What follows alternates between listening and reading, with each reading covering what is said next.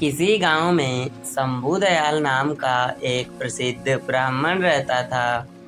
वह बहुत ही विद्वान था और लोग आए दिन उसे अपने घर में भोजन के लिए निमंत्रण देते रहते थे। एक दिन ब्राह्मण एक सेठ जी के यहाँ से भोजन करके आ रहा था। लौटते समय सेठ ने ब्राह्मण को एक बकरी उपहार में दी, जिससे ब्राह्मण रोजाना उसका दूध पी सके। ब्राह्मण बकरी को कंधे पर रखकर घर की ओर जा रहा था।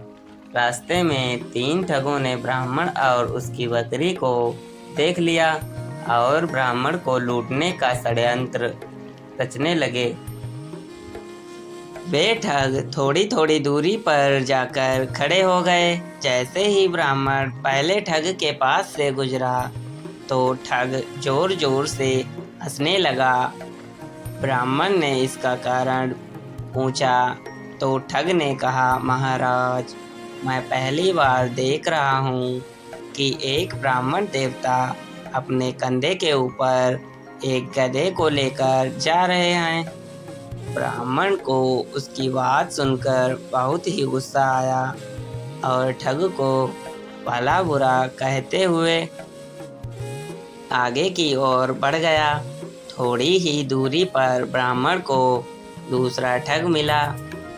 ठग ने गंभीर स्वर में पूछा, हे ब्राह्मण देव, क्या इस गधे के पैर में चोट लगी हुई है जो आप इसे अपने कंधे पर रखकर ले जा रहे हैं?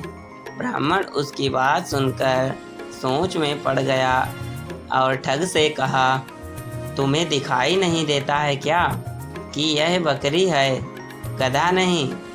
ठग ने कहा, महाराज, शायद आपको किसी ने बहुत अच्छी तरह से बेवकूफ़ बना दिया है।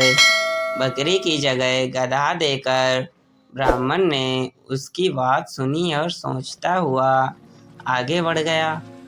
कुछ दूरी पर ही उसे तीसरा ठग दिखाई दिया। तीसरे ठग ने ब्राह्मण को देखते ही कहा, महाराज, आप क्यों इतनी तकलीफ उठा रहे हैं? आप कहें तो मैं इसे आपके घर तक छोड़कर आ जाता हूँ। मुझे आपका आशीर्वाद और पुण्य दोनों ही प्राप्त हो जाएंगे। ठग की बात सुनकर ब्राह्मण बहुत खुश हुआ और बकरी को लेकर उसके कंधे पर रख दिया। थोड़ी दूर जाने पर तीसरे ठग ने पूछा, महाराज, आप इस गधे को कहाँ से लेकर आ रहे हैं? ब्राह्मण ने उसकी बात सुनी और कहा, भले मानस, यह गधा नहीं है, बकरी है। ठग ने जोर देकर कहा, हे ब्राह्मण देवता, लगता है किसी ने आपके साथ छल किया है और यह गधा दे दिया। ब्राह्मण ने सोचा कि रास्ते में हमें जो भी मिल रहा है वह एक ही बात कह रहा है। तब उसने ठग से कहा, एक काम करो, यह गधा मैं तुम्हें दान में दे देता हूँ, तुम ही इसे रख लो। ठग ने ब्राह्मण की बात सुनी और बकरी को लेकर अपने साथियों के पास आ गया। फिर तीनों ठगों ने बाजार में उस बकरी को बेचकर अच्छी कमाई की और ब्राह्मण ने उनकी बात मानकर अपना ही नुकसान कर लिया। तो दोस्तों, हमें इस कहानी से क्या सीख मिलती है?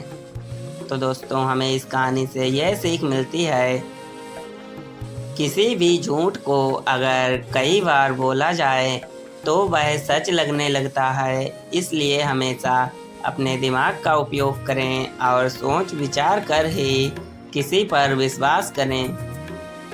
तो दोस्तों, यहाँ पर कहानी समाप्त होती है। यदि हमारी कहानी आप लोगों को अच्छी लगी हो तो प्लीज़ वीडियो को लाइक, शेयर और चैनल को सब्सक्राइब अवश्य करें। मिलते हैं फिर से कोई नई वीडियो में। Yeah.